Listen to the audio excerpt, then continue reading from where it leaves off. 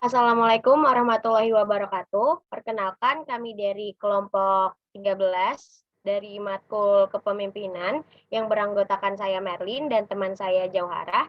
Dan pada kesempatan kali ini kami akan menjelaskan materi tentang memimpin perubahan dalam organisasi dan review kepemimpinan.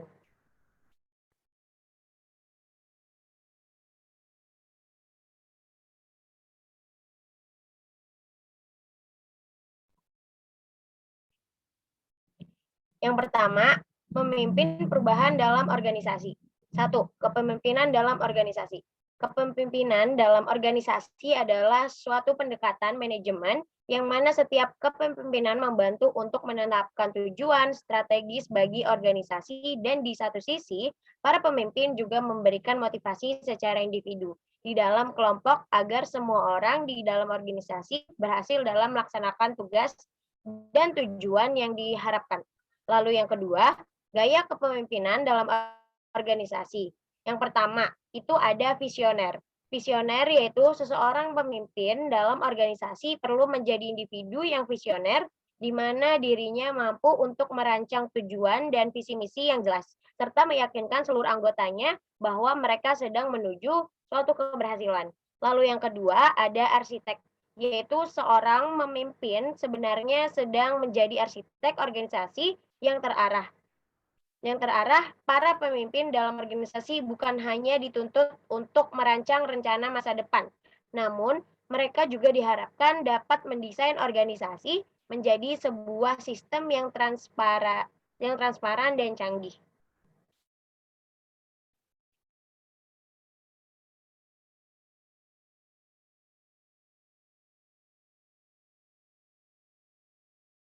Lalu yang ketiga ada katalisator, yaitu gaya kepemimpinan katalisator perlu melakukan hal-hal seperti di bawah ini, yaitu yang pertama menyingkirkan segala hambatan yang dirasakan oleh anggota tim dan mendukung ide-ide cemerlang mereka agar menjadi kenyataan.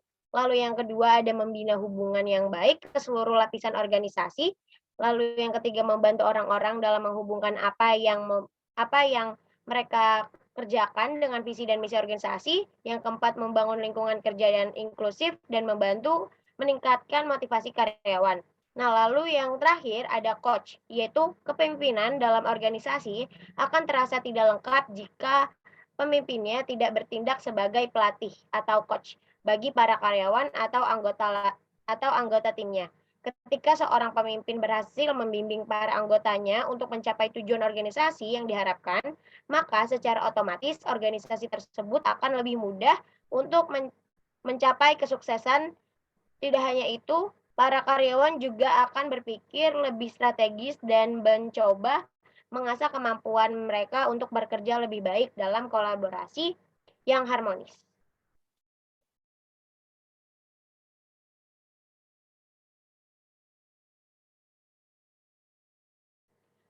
Lalu yang selanjutnya yaitu ada perubahan dalam organisasi.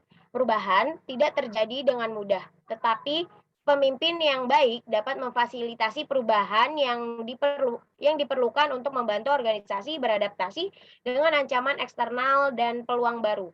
Untuk orang-orang di seluruh organisasi untuk mengubah hal positif dan mereka butuh pemimpin yang menyebarkan untuk perubahan dan memberikan motivasi dan komunikasi untuk menjaga upaya perubahan terus bergerak maju.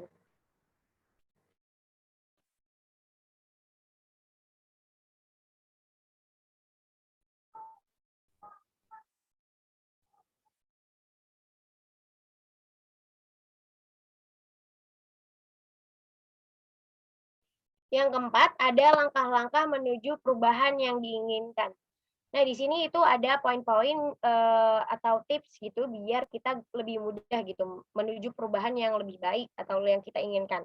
Nah, yang pertama itu ada menciptakan sense of urgency, lalu yang kedua menciptakan koalisi kepemimpinan yang kuat, lalu yang ketiga memiliki visi untuk perubahan, lalu yang keempat mengkomunikasikan visi dengan jelas, lalu yang kelima ada menyingkirkan hambatan dalam proses, lalu yang keenam ada merencanakan dan menciptakan kemenangan jangka pendek secara sistematis. Lalu yang ketujuh ada menguatkan perubahan. Lalu yang terakhir ada menanamkan perubahan dalam budaya perusahaan. Next.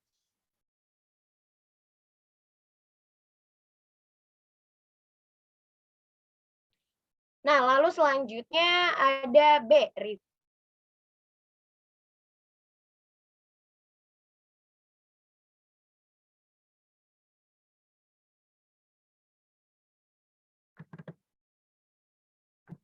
lalu selanjutnya ada B, review kepemimpinan atau isu-isu kontemporer. Jadi di sini ada yang pertama yaitu pengertian kepemimpinan, dikutip dari Robbins tahun 2013, yaitu memberikan definisi kepemimpinan sebagai kemampuan untuk mempengaruhi suatu kelompok menuju pada pencapaian tujuan. Lalu pemimpin dan manajer, di sini tuh kita menjelaskan sifat-sifatnya. Peran utama seorang pemimpin adalah mempengaruhi orang lain untuk secara sukarela mencapai sasaran yang telah ditetapkan. Pemimpin menciptakan visi dan menginspirasi orang lain untuk mencapai visi tersebut dan memperluas diri mereka di luar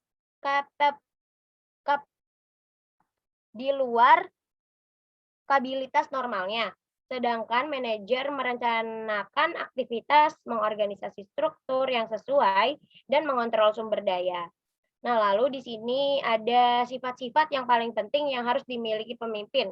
Yang pertama yaitu mempunyai dorongan pribadi pada tingkat tinggi, ditandai oleh energi, pertimbangan, kekuatan, keinginan, dan kepemilikan. Lalu yang kedua ada keinginan memimpin, ditunjukkan oleh motivasi untuk mempengaruhi orang lain. Lalu yang ketiga ada integritas personal, ditunjukkan oleh perasaan, etika, kejujuran, dan kebenaran. Lalu yang terakhir ada percaya diri, ditunjukkan oleh optimisme, keyakinan, dan erifikasi diri sebagai pemimpin. Slide selanjutnya akan dilanjutkan oleh teman saya, Jauharah.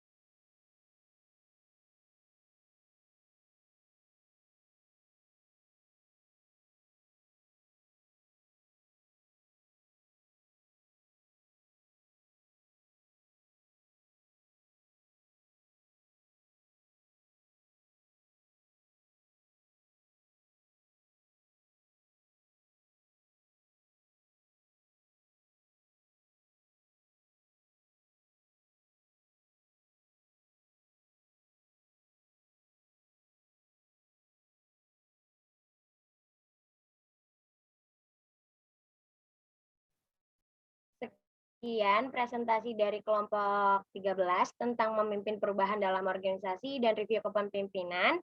Apabila terdapat banyak kesalahan dalam presentasi kami, mohon maaf. Kurang lebihnya